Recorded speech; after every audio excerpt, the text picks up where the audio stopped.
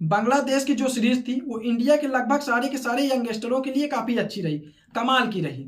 जितने भी यंगस्टर इस सीरीज में खेले, जिनको भी टीम इंडिया में भाई साहब डेब्यू कराया गया, खेलने का मौका दिया गया, सारे के सारे ने परफॉर्मेंस करके दिखाई, सारे ने एक अच्छा परफॉर्म किया। सबसे पहले मयंक यादव की बात कर लेनी चाहिए। तो मयंक यादव ने तो भाई साहब गदर मचा दिया। उन्होंने अपनी स्पीड से ऑल वर्ल्ड में अपनी चर्चा करवा दी और भाई साहब हर तरफ मयंक यादव की स्पीड की चर्चाएं होने लगी। चाहे मयंक यादव की आप पहले मैच की बात कर लीजिए, मयंक यादव ने अपने पहले मैच में भी काफ़ी अच्छी परफॉर्मेंस की है और भाई साहब जो अपनी विकेट निकाले उन्होंने अपनी स्पीड से, उसकी चारों ओर चर्चाएं तो हुई। आप आखिरी मैच की बात कर लीजिए, आखिरी मैच में भी मयंक यादव ने अच्छी परफॉर्मेंस की और पहले ओवर के पहले बॉल पर ही उन्होंने एक विकेट निकाल लिया। तो उनकी जो परफॉर्मेंस थी वो काफ़ी अच्छी थी। आप भाई साहब बात कर लीजिए नीतीश कुमार रेड्डी की। नीतीश कुमार रेड्डी की तो बात होनी ही चाहिए क्योंकि उन्होंने इस सीरीज में काफ़ी अच्छी परफॉर्मेंस की। चाहे बल्ले से बात कीजिए, बॉलिंग से बात कीजिए या फिर उनकी फील्डिंग से बात कर लीजिए, उनको भाई साहब मौका मिला तो उन्होंने इस मौके को भाई साहब पूरी तरह से इस्तेमाल किया। और उसके बाद उनकी परफॉर्मेंस को देखने के बाद ये कहे जाने लगा कि भाई साहब टीम इंडिया को एक नया हार्दिक पांड्या की तरह ऑलराउंडर मिल गया है, जो टीम इंडिया के लिए काफ़ी अच्छा है।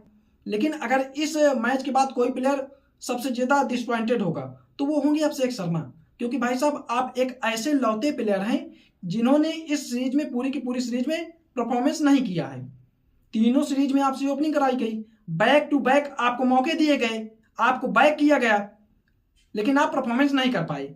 लेकिन अब सवाल यही है कि इस सीरीज के बाद अभिषेक शर्मा परफॉर्मेंस नहीं किए, अब अभिषेक शर्मा परफॉर्म नहीं कर पाए तो क्या अभिषेक शर्मा को इंडिया टीम में खेलने के लिए फिर से मौका मिलेगा? क्योंकि उनको लगातार बैक टू बैक भाई साहब मौका दिया गया, उसके बाद भी वो अच्छी परफॉर्मेंस नहीं कर पाए।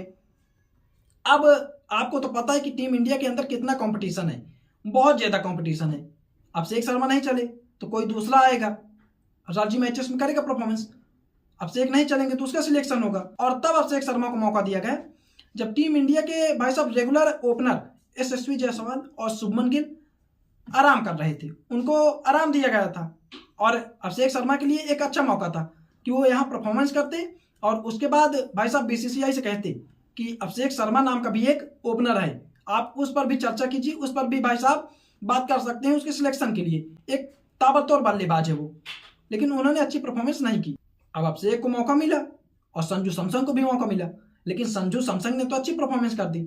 संजू सैमसन ने अपने आखिरी मैच में भाई साहब ऐसी परफॉर्मेंस की, 40 बॉलों पर जब उन्होंने शतक लगाया तो उन्होंने बीसीसीआई को बता दिया कि अब संजू सैमसन के लिए आपको सोचना ही पड़ेगा। कहीं ना कहीं अगले सीरीज के लिए, अगले मैच के लिए उन्होंने अपनी जो जगह थी उसको सिक्योर कर ली। अब अभिषेक शर्मा की अगर मैचेस की बात की जाए तो अभिषेक शर्मा की परफॉर्मेंस कोई अच्छी नहीं रही। पहले मैच में अभिषेक शर्मा ने 16 रन बनाए 7 बॉलों पर, वो अच्छे दिख रहे थे, एक अच्छे टच में दिख रहे थे, लगा कुछ कर पाएंगे, लेकिन वो आउट होकर के चले जाते हैं। यही हाल दूसरे मैच में रहा। दूसरे मैच में भी भाई साहब वो कुछ नहीं कर पाए और वो सिर्फ और सिर्फ 11 बॉलों पर 15 रन ही बना पाते हैं।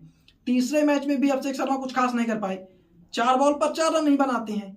और ये जो पूरी की पूरी भाई साहब सीरीज थी, इसका जो आखिरी वाला मैच था रिकॉर्डिंग मैच था।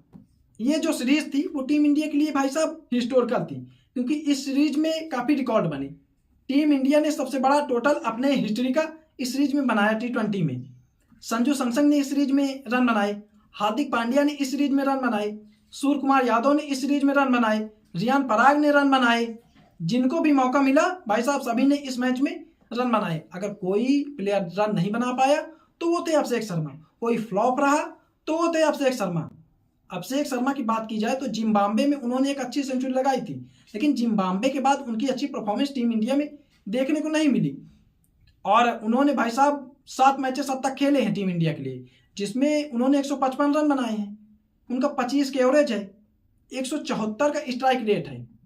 लेकिन अगर भाई साहब उनके शतक की बात की जाए तो एक शतक के 100 रन को आप छोड़ दीजिए तो बाकी 6 मैचों में वो 50 रन भी नहीं बना पाए। अब आपको क्या लगता है कि अभिषेक शर्मा की जो परफॉर्मेंस थी बांग्लादेश सीरीज में, उसको देखते हुए क्या अभिषेक शर्मा को अगले सीरीज में टीम इंडिया में सिलेक्शन के लिए चुना जाएगा या उनके लिए सोचा भी जाएगा? आपको क्या लगता है? आप कमेंट सेक्शन में अपनी राय जरूर दीजिए। वीडियो को लाइक कीजिए, चैनल को सब्सक्राइब जरूर कर लीजिए।